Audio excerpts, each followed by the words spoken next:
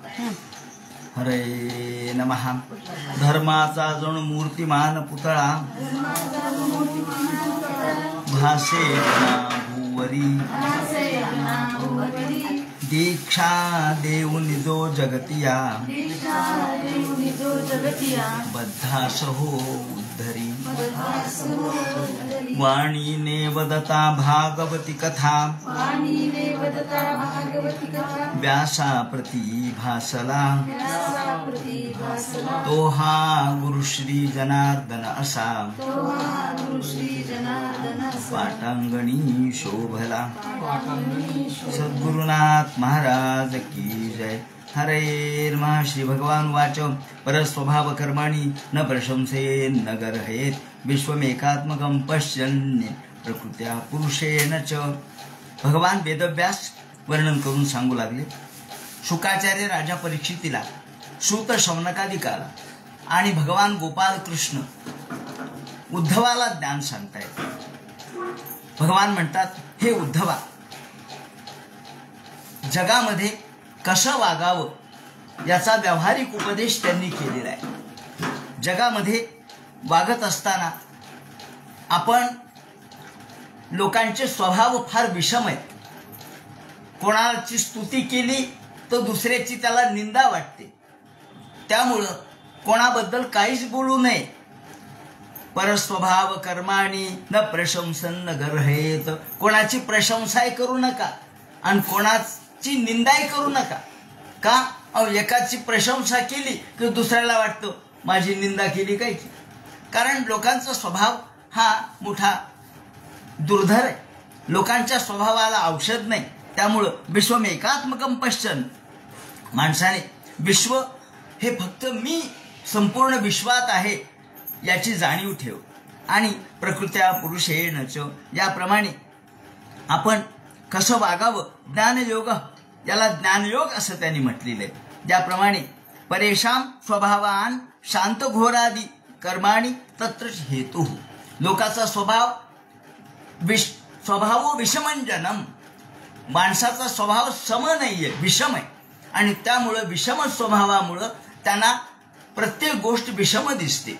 तुम्ही काही वागलात तरी एखाद्याला त्याच्या विरोधातच ते वागल्यासारखं वाटतं. त्यामुळं तू कोणाच्याही नादी लागू नको. मत्कथा श्रावयन शृण्वन, फक्त एक गोष्ट कर, माझ्याच कथा ऐक. माझ्या कथा ऐकणं. भक्ताने कसं वागावं, ज्ञानी माणसाने कसं वागावं, तर त्यांनी सांगितलं मत्कथा श्रावयन शृण्वन. श्रावयन शृण्वन, ऐकवावी आणि ऐकावी, दोन्ही गोष्टी आहेत. माझीच कथा ऐकवा. माझ्या कथेशिवाय दुसरं काही बोलू नका. काय बोलायचं असेल तर माझ्याबद्दल बोला. तुम्हाला वाटत असेल गप्प कसं बसावं, देवाचं नाव घ्या, देवाच्या कथा सांगा, लोकाला प्रवृत्त करा. आणि मुहूर्तम क्षणिको भवेत. कारण हे जीवन क्षणभराच आहे. तुम्ही जन्मभर एखादी गोष्ट करत राहिलात, पण होतं काय, माणूस कसा घसरतो हे त्यांनी सांगितले. तुम्ही म्हणाल, अहो आम्ही दररोज देवाच्या कथा ऐकतो, एका दिवशी नाही ऐकले तर काय होईल, दररोज ऐकतो. एक म्हातारी बाई होती, वय भरपूर झालेलं होतं, 70, 72, 75 वर्षाचं वय झालं. आणि रोज सकाळी उठून भोपाळी म्हणायची, काकडा म्हणायची. सकाळच्या वेळेला उठल्याबरोबर ती सगळ्यांना उठवायची, भोपाळी म्हणायची. एके दिवशी तिचे नातू म्हणले, अगं आजीबाई, तू कधी गंधर्वाचं नाटक पाहिलं का? म्हणजे गंधर्व? कोण गंधर्व? अहो बाल गंधर्व, त्याचं नाटक. ती म्हणे नाही बाबा, चल म्हणे नाटक बघायला. ती म्हणे अहो सकाळी उठायला उशीर होईल. होऊ दे म्हणे, एका दिवशी उशीर झाला तर काय होतं, कार्तिक महिना आहे, मला उठावं लागतं, काकडा करावा लागतो. ते म्हणे नाही नाही चल. नेल्याबरोबर काय तो पडदा होता, रेशमी पडदा. पडद्याकडे पाहताना दंग झाली. म्हणजे काय सुंदर नाटक आहे. ते म्हणे आजीबाई नाटक सुरू व्हायचंय अजून, हा पडदा आहे म्हणे, इतका चांगला मखमली पडदा. पडदा बाजूला गेला, घंटा वाजली, पडदा बाजूला गेला आणि गंधर्वाचं नाटक सुरू झालं. भामिनी रूप होतं गंधर्वाचं. काय त्या काळात नाटकं, संगीत नाटक 2-2, 3-3 वाजेपर्यंत नाटकं चालायचे. रात्री 2, 3, 4 वाजता नाटक संपलं. घरी आली, सकाळी उठायला उशीरच झाला. आणि झालं त्या नाटकामध्ये हिचा लग्नाला उशीर होत होता. आणि म्हणून ही जे गाणं म्हणत होती ते गाणं हिच्या डोक्यात राहिलं आणि सकाळी उठली, कधी करशी लग्न माझे तुझ ठावे ईश्वरा म्हणायला लागली. नातू म्हणले, अगं आजीबाई काय म्हणालीस, कधी करशी लग्न माझे? हा हा हा म्हणले, चुकलं ना माझं, कालचं गंधर्वाचं नाटक ऐकलं आणि तेच गाणं माझ्या तोंडात आलं. तुम्ही जन्मभर जरी केलं तरी एक दिवसाचा तुमचा खंड हा सुद्धा तुमच्या भक्तीला अडचण आणतो. म्हणून हे उद्धवा, रोज मूलमंत्र जपेत ब्रह्मन, रोज ब्रह्मज्ञानाचा जप, ब्रह्मज्ञान रोज ऐकलं पाहिजे.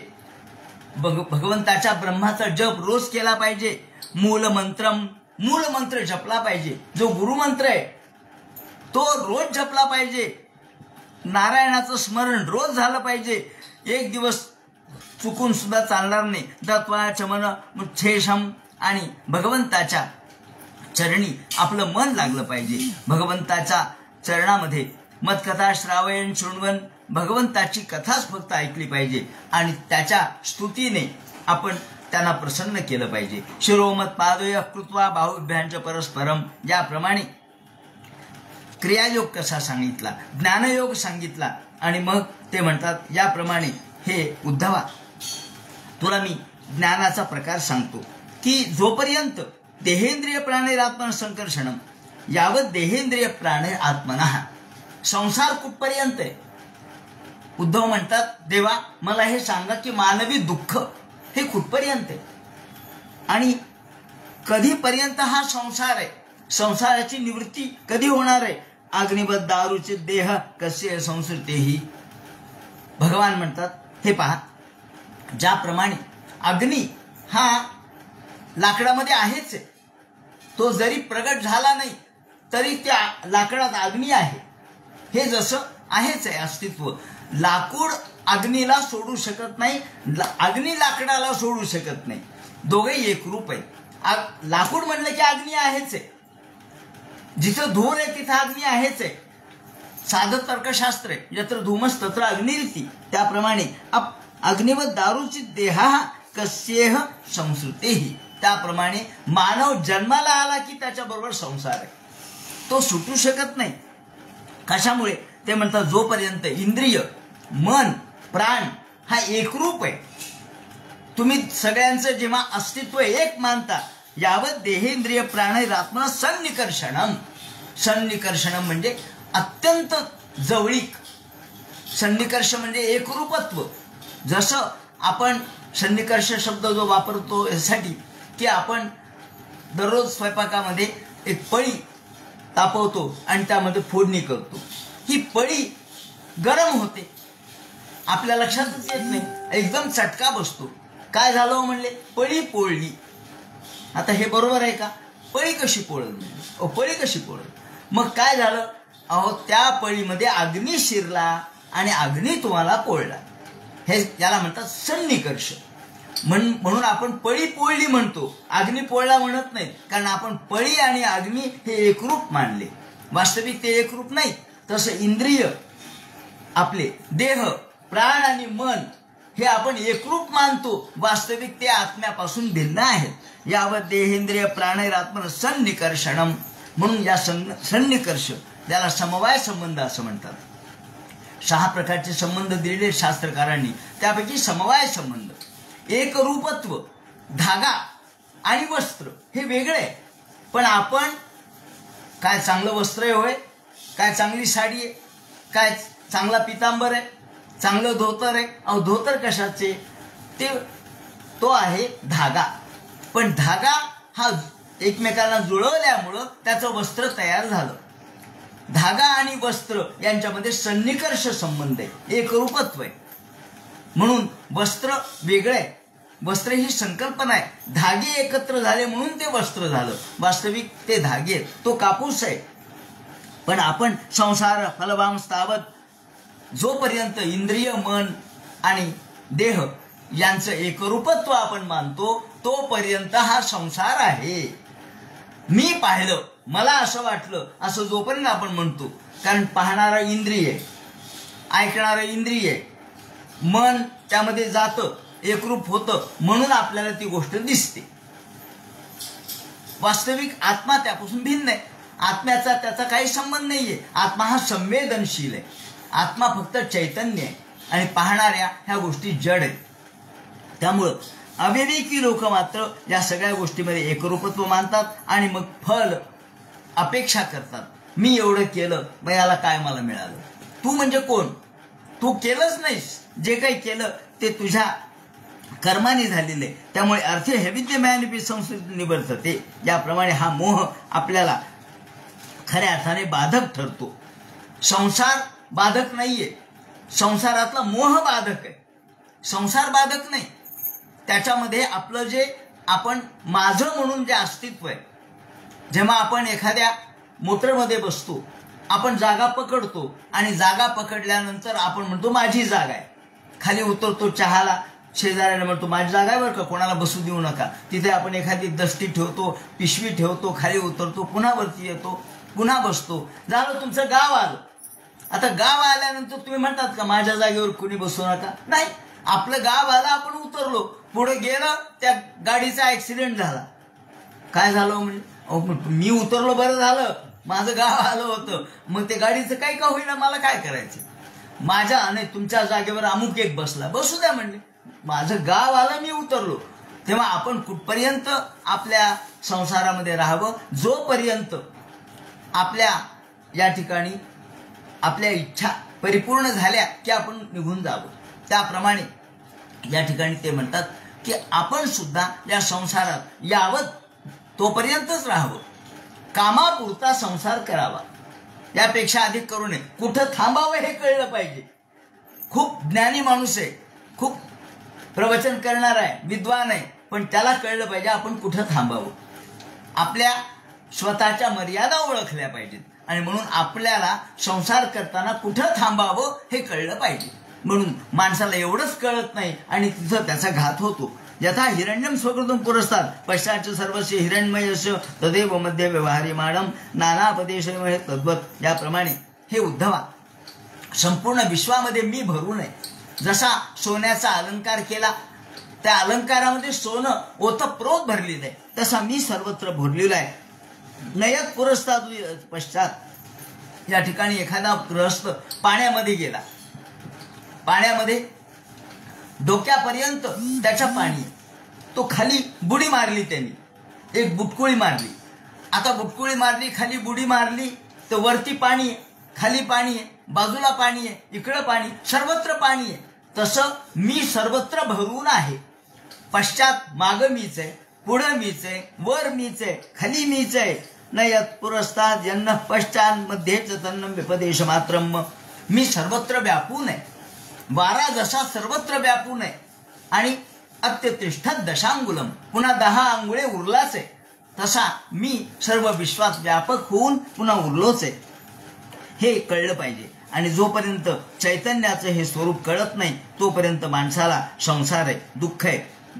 म्हणून ते म्हणतात घनई रुपये वेगित रवे किम. कुणी जर म्हटलं की अहो सूर्य ढगाने झाकला, असं जर कोणी म्हटलं तर ते म्हणणं चुकीचं आहे. सूर्य झाकला कसा जाऊ शकतो?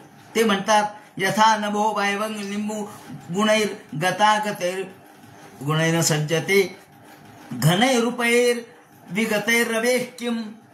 आकाशात घन आले, ढग आले आणि ढगाने सूर्य झाकला असं जर कोणी म्हणलं तर ते चुकीचं आहे. कारण सूर्य हा झाकणा जाणारा नाहीये. तुमची दृष्टी झाकली गेली म्हणून तुम्हाला सूर्य झाकल्यासारखा वाटतो. ते म्हणतात आपली दृष्टी, आपला डोळा झाकला गेला. घनई घनच्छन्न दृष्टीर घनच्छन्न मरकम. शंकराचार्यांनी म्हटले घनच्छन्न दृष्टीर, आमची दृष्टी घनच्छन्न झाली, त्यामुळे आम्हाला अर्क म्हणजे सूर्य घनच्छन्न झाल्यासारखा वाटला. पण प्रत्यक्षात या ढगाची निर्मिती कोणापासून झाली? ढगाची निर्मिती सूर्यापासून झाली. मग ज्याच्यापासून ज्याची निर्मिती झाली त्याला तो झाकू शकतो काय? तसा नाही. म्हणून ते म्हणतात घनै रुपये विगते रवे किम. त्याप्रमाणे यथा नभो, तसा आकाशामध्ये वायू आहे. वायू जसा आकाशात सर्वत्र फिरतो, व्यापक आहे, तसा मी सर्वत्र व्यापक आहे. आणि ज्याप्रमाणे हे उद्धवा, हे ज्ञान आपल्याला कळलं पाहिजे. आणि हे सगळं ज्ञान जोपर्यंत माणसाला कळत नाही तोपर्यंत माणूस हा संसारामध्ये अडकतो. योग धारणे आकाशित. योग अर्थात काही लोक योग मार्गाचा अवलंब करतात. योगिनो पक्व योग संयुक्त काय उठतही, पण त्याला पक्व योगी पाहिजे. कच्चा योगी काही उपयोगाचा नाही. कच्चा योगी असेल तर तो पुन्हा योग भ्रष्टो विजायते, खाली घसरतो, खाली पडतो. म्हणून पक्का योग सुद्धा पक्केपणा योगामध्ये असला पाहिजे. पण सर्वसामान्यांना योग साधना ही जमत नाही.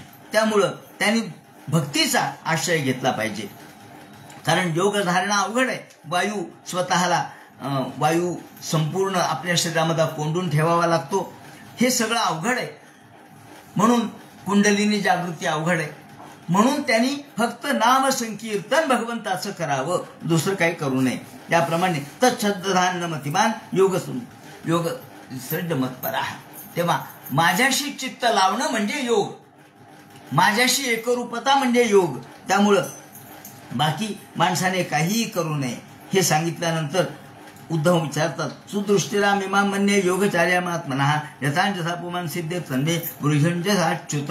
हे देवा, जर हा योग अवघड आहे तर मग तुमची उपासना कशी करावी, माणसाने मुक्त कसं व्हावं, माणसाने या संसारातून तरुण कसं जावं ते मला सांगा. सामान्य माणसाने काय करावं. मग त्यांनी सांगितलं, हे युद्धवा, यासाठी फक्त हंतते कथयिष्यामी मम धर्मान सुमंगलान. मी आता माझा धर्म तुला सांगतो, कशा पद्धतीने माणसाने राहावं. तर तो धर्म कोणता आहे? मंगलमय भागवत धर्माचा उपदेश तुला मी करतो. हा भागवत धर्म आहे. कोणता? तर माझ्या वरती श्रद्धा ठेव. पहिली गोष्ट श्रद्धा सांगितली. आधी श्रद्धा, बाकी काही नको. जसं आपण विश्वास ठेवणे. श्रद्धा म्हणजे काय? श्रद्धा शब्दाचा अर्थ गुरुनी सांगितलेल्या वाक्यावरचा विश्वास म्हणजे श्रद्धा. गुरुपदिष्ट वेदांत वाक्येषु विश्वास श्रद्धा, अशी त्याची व्याख्या केलेली आहे. म्हणून श्रद्धा, या श्रद्धया चरण मर्त्यो. जो सामान्य माणूस आहे त्याने पहिल्यांदा श्रद्धा ठेवावी. याला काही फार लागत नाही. श्रद्धा ठेवायला काहीच लागत नाही. विश्वास मनामध्ये ठेवावा आणि जो गुरु सांगेल ते प्रमाण मानावं. त्यावरून मृत्युंचरती त्यजति दुश्चराः, त्यातून दुर्जयम, त्यातून त्याचा मृत्यूवर विजय तो मिळवू शकतो. आणि कुर्यात सर्वाणी कर्माणी. मग माझ्यावरती श्रद्धा ठेवली म्हणजे आपोआपच गुरु सांगतात त्याप्रमाणे वागावं आणि संपूर्ण जे काही तू करशील ते मला समर्पित करावं. देशान पुण्या नाशेत मद्भक्त देशाभिष्ठितान. या ठिकाणी कोणता देश चांगला, कोणता प्रदेश चांगला, कोणतं ठिकाण चांगलं हे सांगताना ते म्हणतात, देवासुर मनुष्येषु मद्भक्ताचरितानि च पृथक् सत्रेण वामय्यम पर्वयात्रा महोत्सवम. माझ्यावरती श्रद्धा ठेव, मला चित्त अर्पण कर आणि पुण्यकारक अशा ठिकाणी जा. मग त्या ठिकाणी जिथे धर्म चालतो, कर्म चालतो, त्याचप्रमाणे उपासना चालते, तिथे जा. मद्भक्त चरितानि च, माझ्या भक्तांच्या सोबत राहा. ज्ञानेश्वर माऊलींनी हेच म्हटलंय ना की भक्तांची मांदियाळी, संतांची मांदियाळी निर्माण झाली पाहिजे. आणि जसं पसायदानामध्ये म्हटलंय माऊलींनी, तसं पसायदानामध्ये हे म्हणतात की देवासुर मनुष्येषु मद्भक्ताचरितानि पृथक् सत्रेण वा मह्यम. सत्र वेगवेगळ्या ठिकाणचे. मग कधी सप्ताह आहे, कधी नामस्मरण आहे, कधी नामसप्ताह आहे, कधी भागवत सप्ताह आहे, कधी पूजा अर्चा आहेत, यात्रा आहेत, महोत्सव आहेत. हे सगळं माझ्या प्रीत्यर्थ कर, त्यामध्ये तुमचं मन लागेल. आणि मामेव सर्व भूतेषु, माझ्यामध्ये सर्व पहा. मग यामध्ये संपूर्ण मी आहे, मी नाही असं ठिकाण नाही. आणि मग इथे सर्वाणी भूतानी, सगळ्या ठिकाणी मी आहे. जे जे भेटे भूत ते ते मानजे भगवंत. मग तो कुणी असो, ब्राह्मण असो, अंत्यज असो, त्याचप्रमाणे कुणी एखादा अस्पृश्य असो, कुणी कोणत्या धर्माचा असो, फुल्लिंगी के अक्रूरे क्रूरके चैव, कुणी क्रूर असू द्या, कुणी अक्रूर असू द्या. अक्रूर म्हणजे सज्जन. आपल्या यादव काळामध्ये असे कितीतरी संत महात्मे होऊन गेले अस्पृश्य असणारे चोखामेळा अस्पृश्य होते, पण चोखामेळा नामदेवांचे भक्त होते. नामदेवांच्या कडून त्यांनी उपदेश घेतला होता, त्यांचे शिष्य होते. मंगळवेढा या ठिकाणी जेव्हा कुसू बांधण्याचं काम चालू होतं, आता जरी ते भक्त असले, संत असले, तरी आपलं दैनंदिन व्यवहार करावाच लागला. कामगार म्हणून कामाला लागले. आणि या वेळेला मंगळवेढ्याच्या भोवती एक मोठा तटबंदी किंवा परकोट तयार करायचा होता. त्या कामाला सगळे मजूर लागले, याच्यात हेही लागले. आणि काम करता करता एकदम ती संपूर्ण भिंतच कोसळली. ही भिंत कोसळली, हजारो मजूर त्याच्यात गेले. नामदेव महाराजांना कळलं की यामध्ये चोखा महाराज सुद्धा गतप्राण झाले. मग आता एवढ्या सगळ्यांच्या मध्ये चोखामेळ्याचं शरीर कोणतं, देह कोणता? नामदेव महाराज आले पंढरपूरहून आणि त्यांनी आपल्या कानाला प्रत्येकाचे हाड लावावेत आणि ज्याच्या हाडामधून विठ्ठल विठ्ठल विठ्ठल स्वर आला ते चोखामेळ्याचे हाड. मग त्यांनी ती घेतले आणि पंढरपूरला आपल्या मंदिराच्या समोर त्यांची समाधी बांधली. सांगायचं तात्पर्य असं की मग कोणी असो, माझ्यामध्ये ईश्वर तत्व आहे. तो पुलकस असो, अस्पृश्य असो, त्याप्रमाणे कोणत्याही जातीचा असो, कोणत्या धर्माचा असो, कुठल्याही वृत्तीचा असो, तो मी असं समज. स्फुल्लिंगे क्रूरे अक्रूरेचे व समदृक पंडितो मतः. समदृक माणसाने समान दृष्टीने पाहावं, समान दृष्टीने पाहावं. जो पंडित आहे, पंडिता समदर्शिना. गीता काय सांगते? पंडिता समदर्शिना. पंडित हे समदर्शी असतात, पण समदर्शी ना नतु वर्ती ना. समदर्शी असतात पण सगळ्यांना सारखं वागवत नाही. गाय आली, मग गायची पूजा करायला पाहिजे, बरोबर आहे. मग काय करायचं? गाय, ते म्हणतात गाय आली तर गोगराच घाला, ती तिची पूजा झाली. त्याप्रमाणे कुत्रा आलं तर त्याला भाकर तुकडा टाका, ती कुत्र्याची पूजा झाली. पंडिता समदर्शिना. पण तुम्ही म्हणाल कुत्रा आलं तर त्याच्यामध्ये देव आहे, मग बसवा पाटावर त्याला, घाला त्याला माळा. म्हणले अरे हे काय करा, हे काय लावलं? म्हणले कुत्र्यामध्ये देव नाही काय? आहे ना, कुत्र्यामध्ये देव आहे. पण तहानलेल्या कुत्र्याला, तहानलेल्या गाढवाला जसं नाथ महाराजांनी गंगेचं आणलेलं पाणी घातलं, कारण तहानेने तडफडतंय ना ते, त्याचा आत्मा थंड केला पाहिजे. म्हणून नामदेव, ज्ञानेश्वर महाराज, तुकाराम महाराज, संत एकनाथ महाराज हे समदर्शी होते. एकनाथ महाराजांनी इतक्या गंगेवरून आणलेली कावड त्याला पिऊ घातली आणि त्याचा आत्मा थंड केला. का? त्याच्यात देव आहे. पण समदर्शिना नतुवर्तीना. नतुवर्तीना म्हणजे काय? एक गृहस्थ होता, तो त्यांच्या घरी राजेसाहेब होते, ते धनिक होता मोठा. त्यांनी सगळ्यांना जेवायला बोलावलं, सगळं गावाला आमंत्रण दिलं, सगळं गाव जेवायला आलं. आणि या गावाला सगळ्याला चांदीचे ताट, चांदीचे वाट्या, त्याचप्रमाणे चांदीचे पेले, चांदीचा तांब्या सगळं दिलेलं होतं. आणि एक ग्रस्त असा होता की तो म्हणत होता नाही समदर्शी असलं पाहिजे. ठीक आहे, हरकत नाही म्हणजे समदर्शी. आणि मग त्या राजाने, धनिकाने सगळ्यांना बसलं. जेवायला बसल्यानंतर हे ग्रस्त उशिरा आल्यानंतर म्हणले अरे याला चांदीचं ताट सगळ्यासारखं त्याला पाहिजे ना, सगळ्यांसारखंच पाहिजे. मग त्याला चांदीचं ताट दिलं, 2 वाट्या, 1 वाटी कमीच पडली. तांब्या दिला, पेला दिला, वाटी कमी पडली. त्याने सांगितलं धनिकाने, अरे जा रे, आपली ती पिकदाणी आहे ना, ती पिकदाणी घेऊन या. घासा म्हणले स्वच्छ, निर्म्यानी घासा, स्वच्छ करा, त्याचा डाग काही ठेवू नका. आणि ती पिकदाणी त्याच्या समोर ठेवलं. म्हणले हे काय? म्हणले का? तुम्ही म्हणतात ना समदर्शी असलं पाहिजे.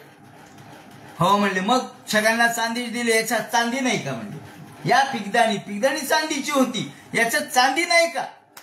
ते म्हणजे चांदी आहे. मग पिकदाणी असली म्हणून काय झालं? हो म्हणले पिकदाणी मला खायला दिली का? त्याच्यामध्ये खीर वाढली का?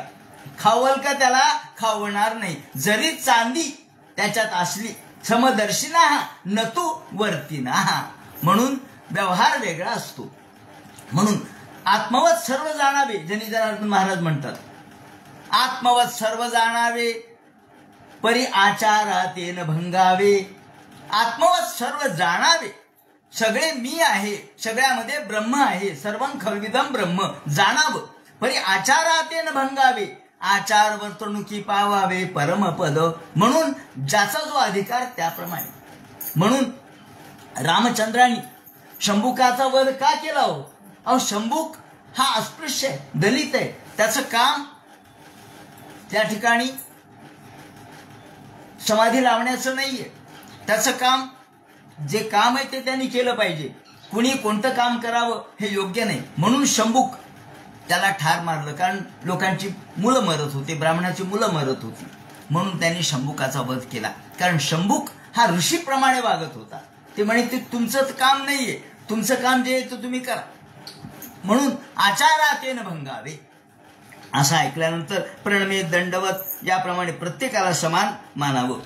सर्व ब्रह्मात्मकम तस्य, मान्य सर्व ब्रह्मात्मक आहे, सर्वम खल्विदम ब्रह्म. पण आपण या अविनाशी तत्वाचा विचार केला पाहिजे आणि व्यवहाराचाही विचार केला पाहिजे. हे ऐकल्यानंतर हात जोडले त्यांनी या ठिकाणी. या सत्य मृत्य नेह मर्त्य मापनोती महामृतम एष ते विहित कृष्ण ब्रह्मवादस्य संग्रह. या ठिकाणी भगवान म्हणतात, हे उद्धवा, तुला आता मी सर्व ज्ञान सांगितलं. अविनाशी असणारा जे ज्ञान आहे ते ज्ञान विनाशी असणाऱ्या शरीराकडून घेतलं. शरीर विनाशी आहे पण तत्व अविनाशी. शरीर नष्ट होणार आहे पण जे तत्व आहे ते अविनाशी आहे. आता यानंतर तू उद्धव म्हणतात, हे भगवंता, तुम्ही मला जे ज्ञान सांगितलं ते ज्ञान ऐकल्यानंतर माझ्या अंतःकरण शांत झालं. अश्रुशोयर भक्ताय, भगवान म्हणतात, हे उद्धवा, आता हे ज्ञान तू जे ऐकलं ते अभक्ताला मात्र देऊ नको. जे अयोग्य आहेत, या ठिकाणी ज्यांचा अधिकार नाही, जे श्रद्धावान नाहीत, त्यांना हे देऊ नको, कारण त्याचा अपमान होतो. म्हणून ज्ञान ग्रहणासाठी सुद्धा पात्रता लागते. ज्ञान ग्रहण कोणालाही नसतं. कुणी एक ज्ञान घेऊ शकत नाही, त्याला पात्रता लागते. जशी पात्रता आहे तसं उपदेश असावा.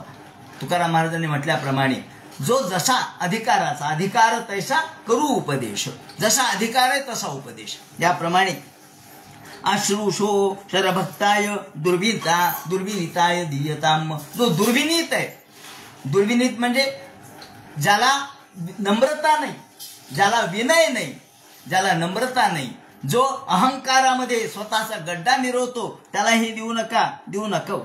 आणि हे ज्ञान तू आता ग्रहण केलं. पित्वा पियुषमृतम पातव्यम नावशिष्यते. तू हे अमृत प्राशन केलंस. आता या ठिकाणी अधिकार कसा आहे पहा. अहो, श्रोता कोण आहे?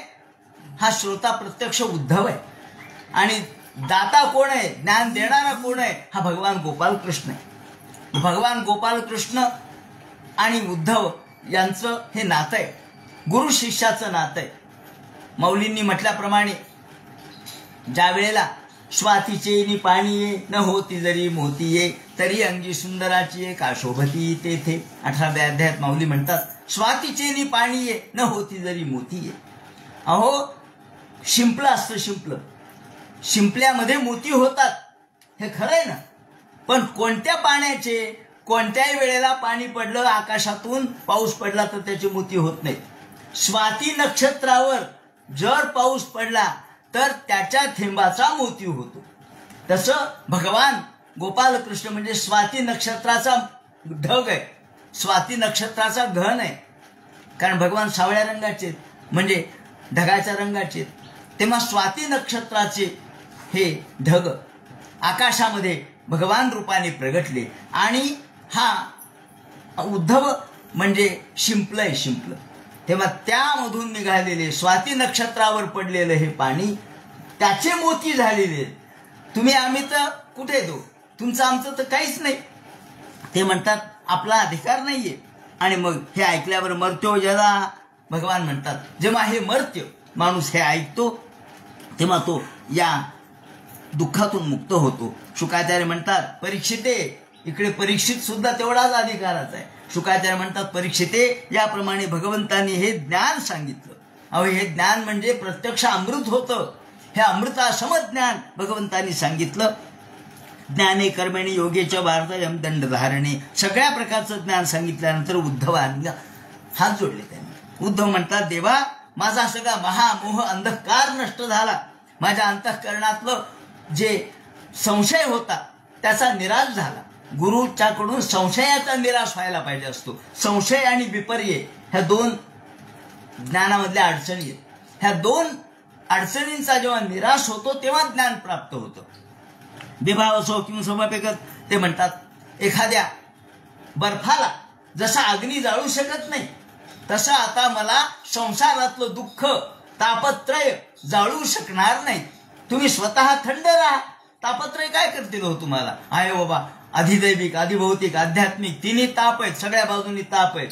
मग तुम्ही कशाला तापून घेता स्वतःला? तुम्ही थंड राहा ना, तुम्ही शांत राहा. ते म्हणतात देभावसो किंवा सोमसे शीतन तमोबी प्रभवंत त्या त्याप्रमाणे शीतल असणारा बर्फ याला जसं अग्नी तापू शकत नाही त्याप्रमाणे हे देवा, हे त्रिविध ताप मला आता त्रास देऊ शकत नाही. माझे सगळे पाश नष्ट झाले, वृक्ष नष्ट, आणि देवा मला तुम्ही आशीर्वाद द्या. अशीच प्रार्थना कुंतीने केलेली आहे. कुंती देखील हेच बोलते. कुंती म्हणते की पांडुषु वृष्णीषु, पंडू म्हणजे पांडव आणि वृष्णी, कारण माहेर आणि सासर या दोन्ही मधले पाश माझे तेवढे कमी कर, एवढे पाश तोडून टाक, हे कुंती बोलते. आणि उद्धव देखील ते बोलतो काय, दाशार वृष्णंदक सात्वतेषु, दाशार वृष्णी सात्वत आणि अंध हे सगळे यादव कुल आहे.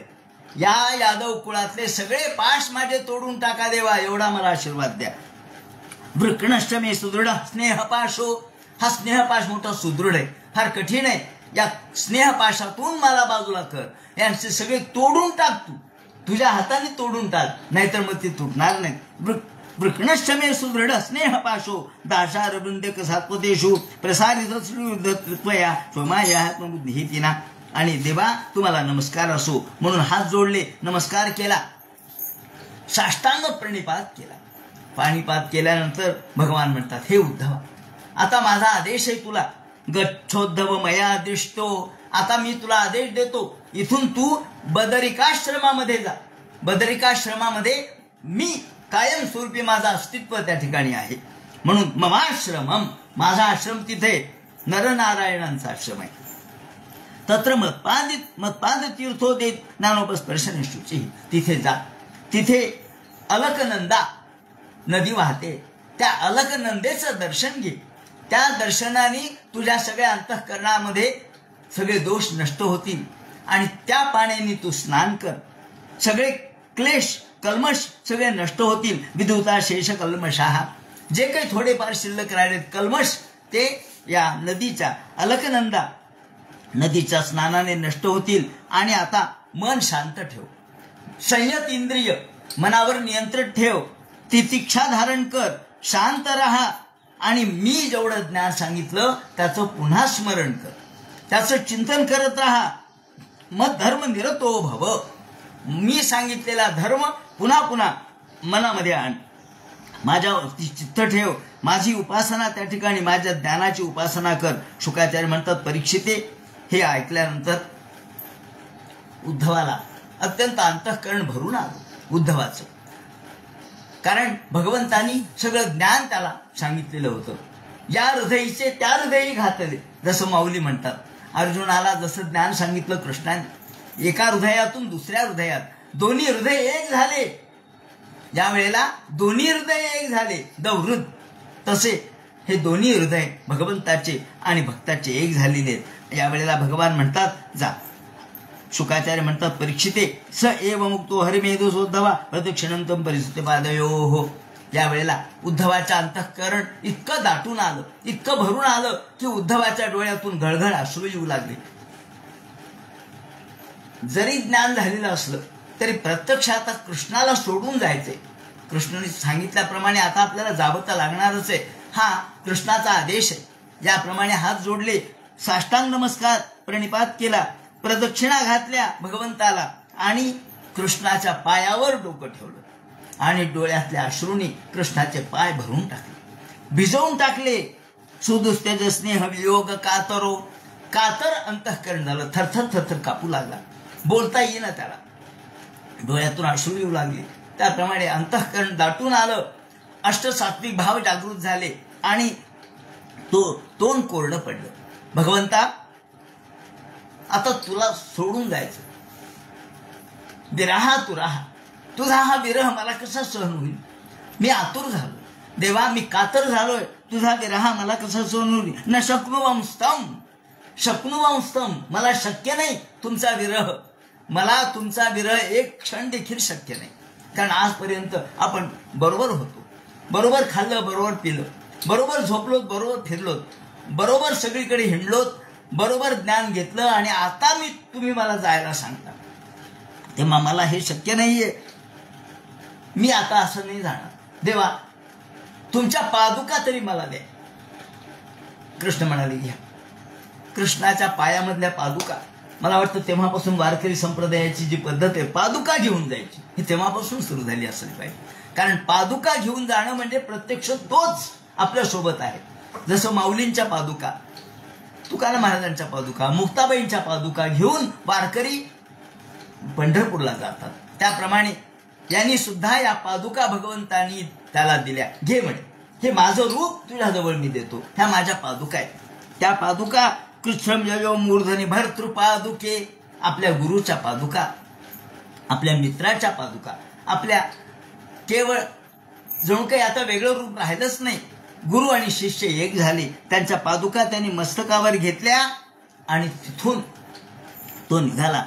ततस्तमंतर हृदयसन्निवेश, आपल्या हृदयाला आधी धारण केल्या आणि छातीला धरून डोक्यावर ठेवल्या आणि तिथून निघाले, बदरिकाश्रमाकडे निघाले. आणि बदरिकाश्रमात गेल्यानंतर तिथून भगवंताचं स्मरण करत करत, भगवंताची त्या दिलेल्या ज्ञानाचा पुन्हा पुन्हा त्याचं संस्मरण करत करत करत शांत तिथून निघाले. अहो, हे भगवंताचं ज्ञान म्हणजे काय? त्यांनी सांगितलं की अहो, त्या समुद्र मंथनातून जे अमृत निघालं, त्या अमृताने फक्त माणसाला मृत्यू येत नाही, पण हे अमृत माणसाला तारक ठरतं. अमृत मुदतीत पायष्टाय भृत्य वर्गान, ज्याप्रमाणे त्या अमृतापेक्षा हे अमृत मोठं आहे. क्षीरसागरातून मिळालेल्या अमृतापेक्षा या अमृत मार्गाने, अमृताच्या शब्दाने सर्वांना मुक्त करण्याचा वसा घेतलेला आहे. ज्याप्रमाणे तिथे उद्धव निघून गेले. उद्धव निघून गेल्यानंतर भगवंताने आता विचार केला, आता आपलं राहिलेलं कृत्य करावं काय? तर तो महाभगवत उद्धवे निर्गत एव नम्म, कृष्णाने सांगितलं होतं त्याप्रमाणे सर्वांना सांगितलं, आता तुम्ही कुणीही इथे थांबू नका. चला, द्वारकेत कोणी थांबू नका. महोत्पात होतील. केवळ 8 दिवसामध्ये ही द्वारका, 1 आठवड्यामध्ये, 7 दिवसामध्ये ही बुडणार आहे. मुहूर्तमपि नस्थेय, एक मुहूर्त देखील थांबू नका. चला. आणि मग स्त्रिया, बाळ, वृद्ध यांना शंखोद्धार नावाच्या तीर्थाकडे जायला सांगितलं. जे म्हातारे होते, लहान होते, त्यात वृद्ध होते, स्त्रिया होत्या, त्यांना म्हणले तुम्ही शंखोद्धाराकडे जा. शंखोद्धारात जायला सांगितलं. आणि बाकीच्या सगळ्यांना त्यांनी प्रभास तीर्थावरती जायला सांगितलं. हे प्रभास तीर्थ म्हणजे कोणतं? जिथे पश्चिमेकडे समुद्राला सरस्वती मिळते, हे प्रभास तीर्थ. ज्या प्रभास तीर्थाच्या तिथे सर्वांना जायला सांगितलं. ज्याप्रमाणे सगळे धर्म कर्म काहीतरी करा, दान धर्म काहीतरी करा म्हणून सगळ्यांना सांगितलं. या वेळेला सगळ्यांनी दान धर्म वगैरे केले, पण काय डोक्यात आलं काय आपण म्हणतो ना, विपरीत. कधी कधी माणसाची वृत्ती विपरीत होते. जसं जसं कर्मानुसारणी वृत्ती होते. ज्याप्रमाणे तस्मिन, अहो भगवंताची इच्छाच होती, दुसरं काही नाही. इच्छा होती देवाची. सगळ्यांनी दारू प्राशन केली. मैरे कम दारू. आता तुम्ही धर्मकर्म करायला आला तर दारू प्यायची वेळ आहे का? दारू प्राशन केली. दारू प्राशन केल्याबरोबर सगळी बुद्धी भ्रष्ट झाली, भ्रष्टतेमती ही. आणि मग मात्र एकमेकांच्या बरोबर युद्ध करायला सुरुवात केली. या वेळेला हत्ती, रथ, घोडे, पायंद सगळं होतं. आधी धनुष्य, बाण होते, तलवारी होत्या. यांनी युद्ध करायला सुरुवात केली. बरं, युद्ध कोणाकोणाचं झालं? त्यांच्याशी युद्ध सुरू झालं. काका भाच्याशी युद्ध करू लागले, भाचा मामा बरोबर युद्ध करू लागला, भाऊ भावाबरोबर युद्ध करू लागला, चुलता पुतण्याबरोबर युद्ध करू लागला. आणि या वेळेला त्यांनी वर्णन केले, अन्यचे यवई निषठोल मुकादया. हा उल्मुख हा बलरामदाताचा मुलगा आहे. त्याचप्रमाणे निषठ आणि उल्मुख हे बलरामदादाचे मुलं आहेत. ते एक युद्ध करू लागले बाकीच्यांशी. आणि या वेळेला गद, सांब, त्याचप्रमाणे हे सगळे कृष्णाचे नातू पंतू सगळे एकमेकाबरोबर युद्ध करू लागले. प्रद्युम्न, सांब हे युद्ध करू लागले. अक्रूर भोजाबरोबर युद्ध करू लागला. सात्यकी अनुरुद्धाबरोबर युद्ध करू लागला. हे सगळे कृष्णाचे जवळचे. सात्यकी म्हणजे कृष्णाच्या बरोबर बसणारा रथेमध्ये युद्ध करू लागला. आणि जे दाशार मंदक भोज सात्वता, दाशार म्हणजे यादव कुळ आहेत हे सगळे. दाशार, अंध, भोज, सात्वत हे सगळे माथुर आणि शूरसेन हे एकमेकांच्या बरोबर इतकं प्रचंड युद्ध करू लागले. ढाली संपल्या, तलवारी संपल्या, गदा संपली आणि मग धनुष्यबाण संपले आणि आता मुठीने युद्ध करू लागले. एकमेकांच्या मुठी मारू लागले एकमेकांना. तेवढ्यात त्यांना तिथं दिसलं लव्हाळ. ते लव्हाळ त्यामध्ये ब्राह्मणाचा शाप झालेला होता. ते लव्हाळ कशाचं? ते मुसळाचा सगळा साचलेला भाग राहिलेलं त्यातून लव्हाळ आलं.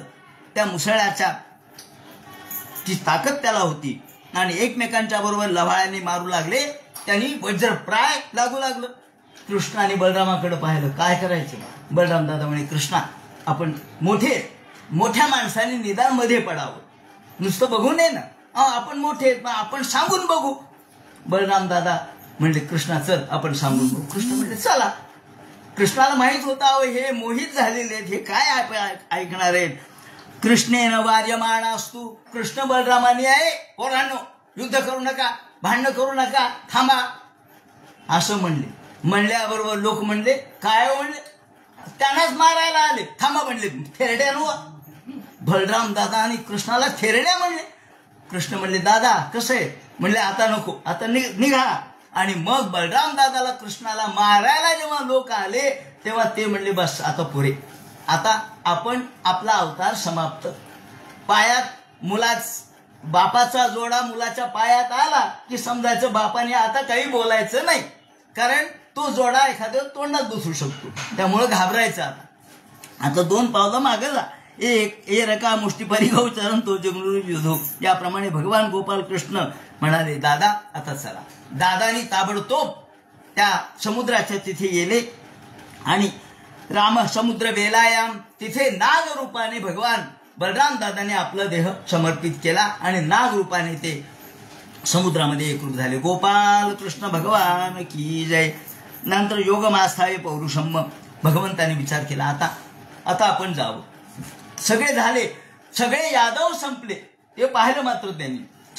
सगळे संपले का? हो म्हणले आता सगळे संपले. आता आपल्याला जायला हरकत नाही. आणि मग द्वारका जी बेट आहे तिथून लौकेतून भूप्रदेशावर आल्यावर तिथे प्रभास नावाचं क्षेत्र आहे. हे परशुराम निर्मित भृगुतीर्थ आहे. सरस्वती आणि हिरण्या ह्या 2 नद्यांचा संगम त्या ठिकाणी आहे. ती ज्या ते समुद्राला मिळतात ती जागा तिथे त्या द्वारका बेटाच्या तिथे कृष्णाने या वेळेला एका पिंपळाच्या झाडाखाली कृष्ण भगवान बसले. आणि पिंपळाचा यांनी वर्णन केले की पिंपळाच्या झाडाखाली तरुण पिंपळाचं झाड होतं. बिभ्रत चतुर्भुजम रूपम राजूना प्रभया स्वया दिशो वितेमा कुर्वन विधूम इव पावकाहा. सगळीकडे अंधकार झालेला होता. सगळीकडे जणू काही आता धूम म्हणजे धुरकट सगळी स्थिती झालेली होती. भगवंतानी आपलं शांतचर्या ठेवली. एवढा सगळा यदुकुळाचा नाश झाला पण दुःख झालं नाही. शांतचर्या होती. हसतमुख होते. आपलं पितांबर धारण केलेला होता. मंगल अशा प्रकारचा चेहरा होता. सुंदर स्मित वक्त्राब्जम. स्मित हास्य होतं. दुःख नव्हतं. रडत नव्हते. रुदन केलं नाही. काय वाईट झालं म्हणले नाही. झालं ते बरोबर चांगलं झालं. म्हणून सुंदर स्मित वक्त्राब्जम नीलकुंतल मंडितम. भगवंताचे कुरुळे केस होते आणि शांततेने त्या पिंपळाच्या झाडाच्या तिथे कसे बसले. मुद्रा कशी धारण केली ते म्हणतात. कौस्तुभेन विराजितम. कौस्तुभ मणी होता. वनमाला होती आणि कृत्वारो दक्षिणे पाद मासिनम पंकजारुणम. उजव्या गुडघ्यावर डावा पाय ठेवलेला होता. आणि तेवढ्यात एक व्याध. त्याला असं वाटलं की हे मृगच आहे. लाल पाय दिसला आणि लक्षात नाही आलं. खूप लांबून जवळपास 1 किलोमीटर अंतर होतं. तिथून त्यांनी पाहिलं. त्याला वाटलं एक हरिण आहे. यांनी वाटलं सांगितलंय की कोकोनद कमलाप्रमाणे भगवंताचा पाय दिसला. तेवढ्यात आता तिथे एक मंदिर आहे आणि तिथून पिंपळाच्या झाडाच्या जागेवर आता एक मंदिर बांधलेलं आहे. वीर प्रभंजन नावाचा मठ तिथे आहे. तिथून व्याधाने बाण मारलं, आकर्ण दोरी ओढली आणि बाण मारल्याबरोबर भगवंतांनी यावेळेला डोळे झाकलेले होते, शांत ध्यान करत बसलेले होते. एवढ्यात मृगशंकया एक मृगाकार त्याला वाटला आणि त्यांनी बाण मारल्याबरोबर तो बाण भगवंताच्या पायाला लागला. त्याचं नाव होतं जरा. या ठिकाणी रूपकात्मक विचार केला तर जरा म्हणजे म्हातारपण, आणि इकडे त्याचं नाव आहे जरा. त्या जरेनी बाण मारल्याबरोबर तो पायाला लागला, एकदम जखम झाली, रक्ताची चिळकांडी उडाली. यशानुस्मरणम, आणि एकदम तो जवळ येऊन पाहतात, बाबा माझी किती मोठी चूक झाली, केवढा मोठा अपराध झाला, भगवंताला मी बाण मारला. अहो, ज्याच्या पायावर मोठमोठे इंद्राधिक ब्रह्मदेवाधिक लोक नतमस्तक होतात, आपले कोटी रुपयाचे हे किरीट ज्याच्या पायावर ठेवतात, त्याला मी बाण मारले. त्याने भगवंताच्या पायावर डोकं ठेवलं, क्षमा करा देवा, क्षमा करा. भगवंताने सांगितलं, अरे व्याधा उठ, हे जरे त्वमुत्तिष्ठ, तू केलंस ते बरोबरच केलंस, तू चूक काही केली नाहीयेस, तुझं कार्य बरोबर आहे. त्वाहित्वम मधून ज्ञाचं स्वर्गम सुकृतना पदम, तू जे केलंस ते योग्य केलंस, माझीच इच्छा होती त्याप्रमाणे तू केलंस आणि करावे तसे भरावे. मी मागच्या जन्मामध्ये मी राम होतो आणि तू वाली होतास, तुझा माझा काही द्वेष नव्हता, तुझं माझं काही भांडण नव्हतं. तुझं आणि वालीचं आणि सुग्रीवाचं युद्ध चाललं. या वेळेला मी झाडाच्या आड लपून बाण मारला तुला, आता तू मला बाण मारलास, तेव्हा मला देखील कर्म चुकत नाही, म्हणून मला या जन्मामध्ये तू बाण मारलास. हे व्याधा, तुझं चूक नाहीये. काही अभ्यासक मध्वाचार्यांनी असं म्हटलंय की कृष्णाला बाण लागलाच नाही, कारण जडदेह कृष्णाचा नव्हताच, कृष्णाचा देह पंचभौतिक नव्हता. त्यामुळं कृष्णाने ही लीला प्रदर्शित केली, ब्राह्मणाच्या वचनाला बाधा येऊ नये म्हणून माईक कृती केली. कृष्णाच्या दिव्य देहाला बाण लागलाच नाही. कारण हा व्याध कोण आहे? मध्वाचार्य म्हणतात, हे व्याध म्हणजे भृगु ऋषी आहेत.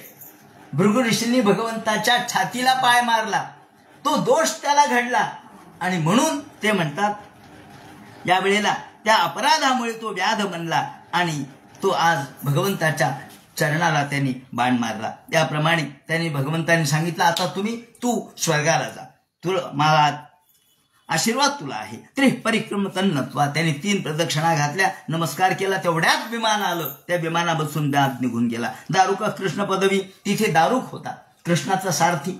दारुकाला सांगितलं, दारुका इकडे या. आता या वेळेला रथ माझा तुम्ही जो वरतून आणलेला होता स्वर्गातून, तो रथ वरती निघून जाईल. आकाशामध्ये रथ उडाला, प्रहरण उडाले, सगळ्या प्रकारचे घोडे वरती उडाले. तो थक्क झाला. ते म्हणे, दारुका तू थांब, आता इथून तुला एक काम आहे. तुला एक काम असं आहे की तू द्वारकेमध्ये जा, जे कोणी राहिले असतील त्यांना सांग, जे काय घडलं ते सगळं वर्तमान सांग, बलराम दादा सांग, माझं सांग. आणि मग तिथे अर्जुन यांना घेऊन, अर्जुनाला म्हणावं, राहिलेल्या स्त्रियांना बाकीच्यांना घेऊन तू तुझ्या हस्तिनापुराला जा. या वेळेला कृष्णाचं हे वर्तमान ऐकून तोही रडू लागला. तो म्हणाला, देवा मला हे सांगणं शक्य होणार नाही. कृष्ण म्हणाले, माझा आदेश आहे. याप्रमाणे रुक्मिण्याधिक ज्या स्त्रिया होत्या त्या सर्वांना हे वर्तमान त्यांनी सांगितलं आणि त्यांनी स्वतःच्याच सामर्थ्याने आत्म कल्याण करण्यासाठी स्वतःच्या मधून देहामधून अग्नी उत्पन्न केला आणि रुक्मिण्याधिक स्त्रियांनी भगवंताच्या नाव घेऊन स्वतःचा देह समर्पित केला. याप्रमाणे खमुत्पात राजेंद्र साधू दीक्षतः, भगवंतांनी याप्रमाणे लीला केली. आणि नंतर शुकाचार्य म्हणतात, आकाशामध्ये सगळे देव जमा झाले, ब्रह्मादिक सगळे देव आकाशात जमा झाले. आता कृष्ण वरती येतील निजधामाला. सगळेजण म्हणाले, देवा वरती येताना आधी माझ्याकडे यावर का. आपण म्हणतो ना, एखादे महाराज आले म्हणजे आधी माझं घर फार जवळ आहे, अहो रस्त्यावरच आहे, माझ्या घरी या, पूजा करा, पुढे जा. इंद्र म्हणाले, चंद्र म्हणाले, वरुण म्हणाले, ब्रह्मदेव म्हणाले, महादेव म्हटले, कैलास जवळच आहे. देव म्हणाले, आता कोणाकोणाकडे जावं, याच्याकडे गेलं तर त्याला राग, त्याच्याकडे गेलं तर याला राग. म्हणले हरकत नाही. आकाशामध्ये सगळे देव, ही गर्दी, गंधर्व, देव, किन्नर, अप्सरा सगळे जमा झाले. पुष्पवर्षांनी वरतून आकाशातून पुष्पवर्षाव होऊ लागला. त्याप्रमाणे त्या ठिकाणी दुंदुभीचा आवाज झाला. विमान हजारो आकाशामध्ये जमा झाले. दिवी दुंदुभयो मनुष्य खात. आकाशातून पुष्पवर्षाव, दुंदुभीचा आवाज आणि देव सगळे ब्रह्मादिक देव भगवंताला प्रार्थना करू लागले. एवढ्यात अभिज्ञानगतीम कृष्णम दुर्दृष्टाति विस्मिताः. कृष्णाने विचार केला, आता इकडे तिकडे कुठं जायचं नको, आपल्याला अजून पुढे काम आहे, आता इतक्या लवकर वैकुंठाला नाही जायचं. भगवंताने डोळे झाकले आणि तिथून जे निघाले कोणाला दिसलेच नाही, थेट पंढरपूरला येऊन थांबले. गोपाल कृष्ण भगवान की जय. समचरण सरोजम सांद्रिणी लांबुदाभम जगन्नीत पाणी मंडनम मंडनानाम तर्ण तुलसी माला कंदरम कंजनेत्रम सदय धवला संविठ्ठलं चिंतयामी. अभिज्ञात गतीम कृष्णम. सगळेजण पाहत राहिले, कुठे गेले हो, कुठे गेले हो. ते म्हणजे अहो सौदामन्या यथाकाशे जांत्वा हित्वा भ्रमंडलम. जशी पटकन वीज चमकून जावी, आता वीज चमकलेली दिसते पण कुठं गुप्त झाली दिसत नाही, तसे भगवान फक्त चमकले आणि कुठं गुप्त झाले कुणालाच कळलं नाही. गतिर्न लक्षते मर्ते तथा कृष्णस्य दैवतैहि. अहो भगवंताची गती कुणाला कळेल का. भगवान स्वतः परब्रह्म आहे.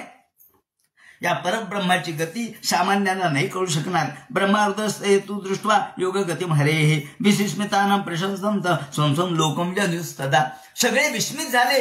ब्रह्मादिक देव म्हणाले, अहो आम्हाला दिसलेच नाही, कुठे गेले.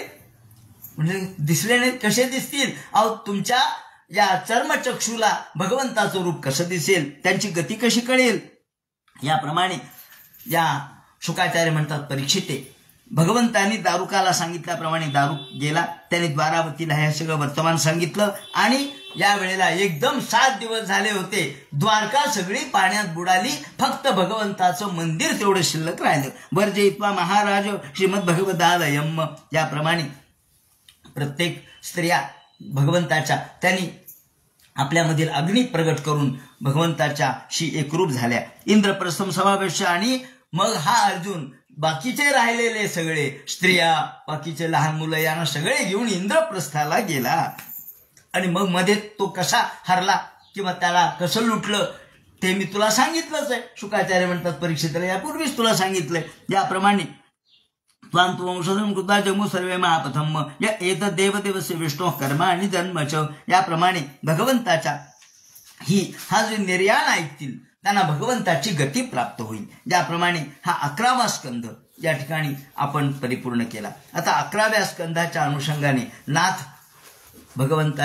नाथ महाराजांनी काय सांगितलं किंवा नंतर 11व्या स्कंधामध्ये त्यांनी असं वर्णन केलेलं आहे की 11वा स्कंध म्हणजे प्रत्यक्ष भगवंताचा अमृतमय असं शब्द आहे. आणि हे अमृतमय अक्षर हे सर्वांना उद्धार करणारे, सर्वांना या मृत्यूपाशातून सोडवणारे. तेव्हा अशा या 11व्या स्कंधाचं चिंतन माणसाने करावं. याप्रमाणे नाथ महाराज काय म्हणतील आणि पुढे 12व्या स्कंधाला आपण प्रारंभ करणार आहोत. 12व्या स्कंधामध्ये प्रत्यक्ष कल्कीचा जन्म आणि आपल्या कलियुगाची स्थितीगती कशी सांगितली त्याचं विवरण करतील. तो सगळा उद्याच्या चिंतनात सांगण्यात येईल. हरे नमः. पुंडलिक हर विठ्ठल सीताकांत स्मरण. जय जय राम. पार्वती पते हर हर महादेव. श्रीमज्जनार्दन गुरुमूर्तये नमः. हरे राम.